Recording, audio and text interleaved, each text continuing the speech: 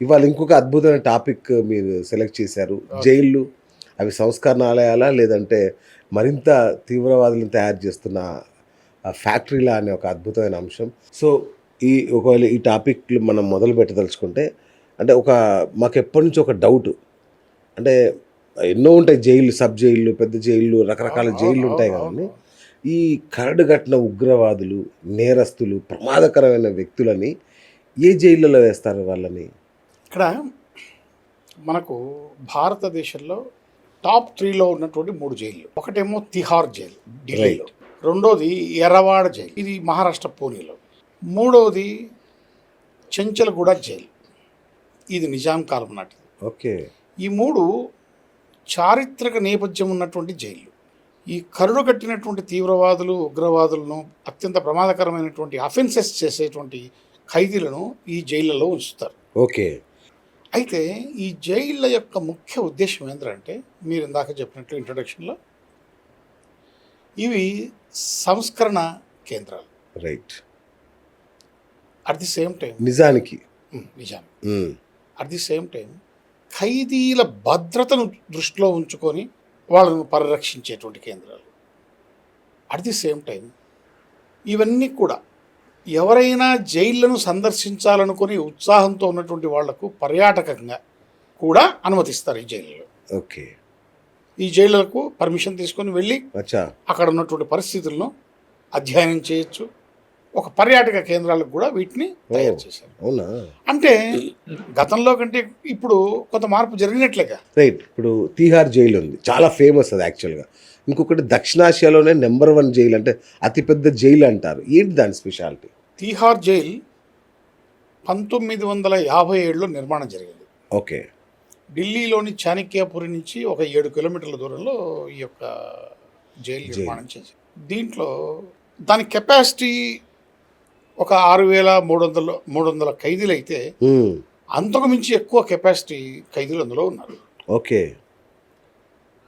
ఇందులో అత్యంత ప్రమాదకరమైనటువంటి ఖైదీలను, ఉగ్రవాదులను ఉంచుతారు. అయితే శ్రీమతి కిరణ్ బేడి అని ఒక ఐపీఎస్ ఆఫీసర్ ఉండే గతంలో. ఆమె ఈ జైలర్, ఈ యొక్క తిహార్ జైలుకు జైలర్. ఆమె సమయంలో జైళ్ళ శాఖకు ఆమె ఉన్నతాధికారి. ఓకే.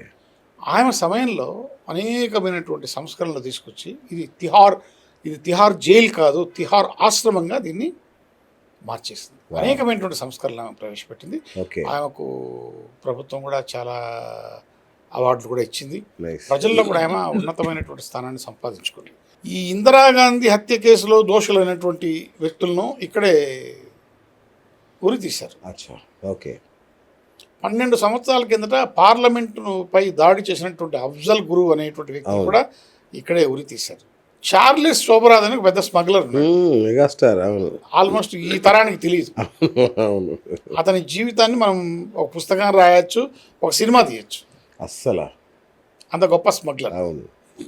అలాంటి వ్యక్తి తిహార్ జైలు నుంచి పారిపోవడమే ఆశ్చర్యం. పారిపోయి చాలా రోజులకు మళ్ళీ దొరికాడు, అది వేరే విషయం. పారిపోయినాడు. అంత కట్టుదిట్టమైనటువంటి జైలు, అంత హై సెక్యూరిటీ జైలు, ఆ జైల్లో నుంచి ఇతను తప్పించుకోపోయినాడు అంటే అది ఆశ్చర్యం. దొరకడం అనేటువంటి తర్వాత విషయం, అది మన వాళ్ళ గొప్పతనం పట్టుకోవడం. అది చాలా ఆశ్చర్యంగా కలుపుతుంది తిహార్ జైలు విషయంలో. నాకు నవ్వు వస్తుంది. ఏది తిహార్ జైలు నుంచి ఈ చార్లెస్ శోభరాజ్ ఎలా? చార్లెస్ శోభరాజ్ అంటే నేరస్తుల్లో మెగా నేరస్తుడు. 1986 అనుకుంటా. అతని సినిమాలు కూడా వచ్చాయి. రైట్. అట్లాగే ఎర్రవాడ జైలు పూణేలో ఉంటుంది, అది కూడా, దానికి కూడా ఏదో ప్రత్యేకత ఉంది. దాని ప్రత్యేకత ఏంటి? ఈ ఎర్రవాడ జైలును దాదాపు 1871లో నిర్మించారు. ఓకే. అయితే ఇది హై సెక్యూరిటీ జైలు, దక్షిణాసియాలోనే అతిపెద్ద జైలు. ఇందులో కూడా దాదాపు 5-6 వేల మంది పడతారు, కానీ అంతకు మించి ఎక్కువ మంది రద్దీగా ఉంది ఆ జైలు ప్రస్తుతానికి. ఈ జైల్లో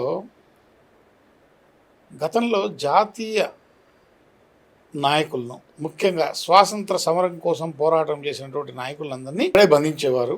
ఈ కార్యక్రమంలో భాగంగా ఈ ఎర్రవాడ జైలులో కొన్ని సంస్కరణలు జరిగాయి.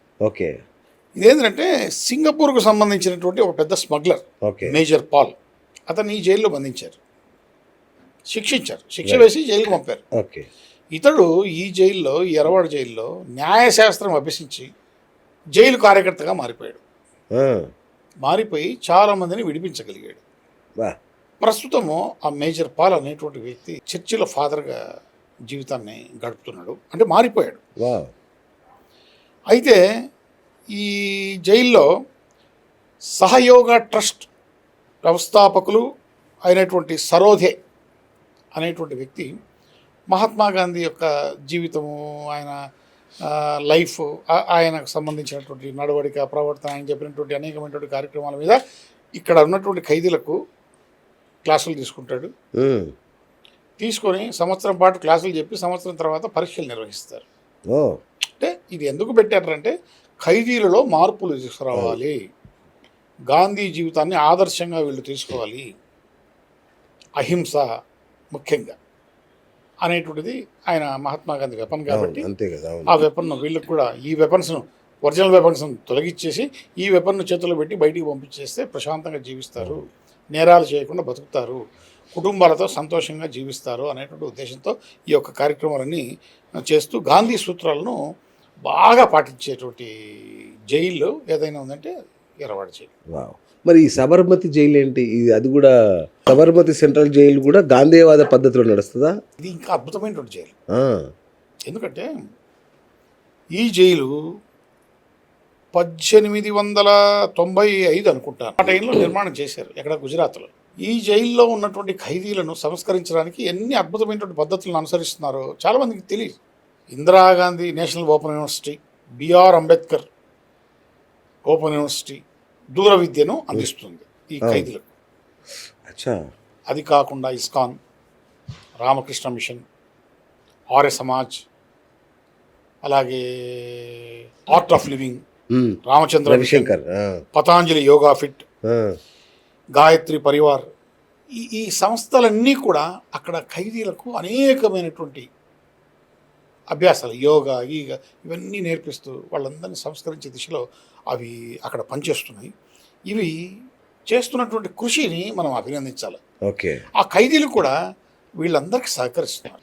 అలాంటి అద్భుతమైనటువంటి మార్పుకు చిహ్నం ఈ సబర్మతి జైలు. సో సబర్మతి ఆశ్రమం లాగానే తయారైంది.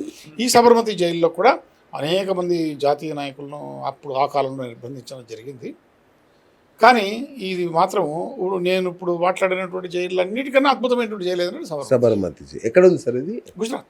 Okay, okay, super. గాంధీ పుట్టిన దేశం. అవును, అంటే సబర్మతి ఆశ్రమాన్ని దీనికి మార్చారు, అట్లా కాదు? లేదు, సబర్మతి జైలు, దీని పేరే సబర్మతి అని పెట్టారు. Right, right. మరి ఈ బోస్టన్ స్కూల్స్ ఏంటి సార్? ఈ జూనియర్ హోమ్ అంటారు, బోస్టన్ స్కూల్స్ అంటారు కదా, ఇవి ఎందుకు వస్తాయి? ఇవి ఈ బోస్టల్ స్కూల్స్ అనేటువంటివి 16 సంవత్సరాల నుంచి 21 సంవత్సరాల లోపు వయసు ఉన్నటువంటి యువకులు నేరం చేసి జైలు శిక్ష పడితే వాళ్ళను సంస్కరించడానికి, వాళ్ళని మార్పు చేసి వాళ్ళల్లో ఒక చైతన్యం తీసుకొని వచ్చి వృత్తి శిక్షణ ఇచ్చి వాళ్ళు స్వయంగా బ్రతకడానికి కావాల్సినటువంటి స్కిల్స్ వాళ్ళకి నేర్పించి పంపించేటువంటి స్కూల్స్ ఇవి. వీటి ప్రధానమైనటువంటి ఉద్దేశం ఏంటంటే కేవలం మార్పు. అయితే కోర్టు శిక్షలు ఈ వయసులో వాళ్లకు విధిస్తే వాళ్ళు ఈ బోస్టల్ స్కూల్లో ఉంటారు. అచ్చా, జువెనైల్ హోమ్స్ అన్న ఇవే? అది వేరు. ఓ, అది వేరేనా? అది మరి ఆ ఏజ్ డిఫరెన్స్ వస్తుంది.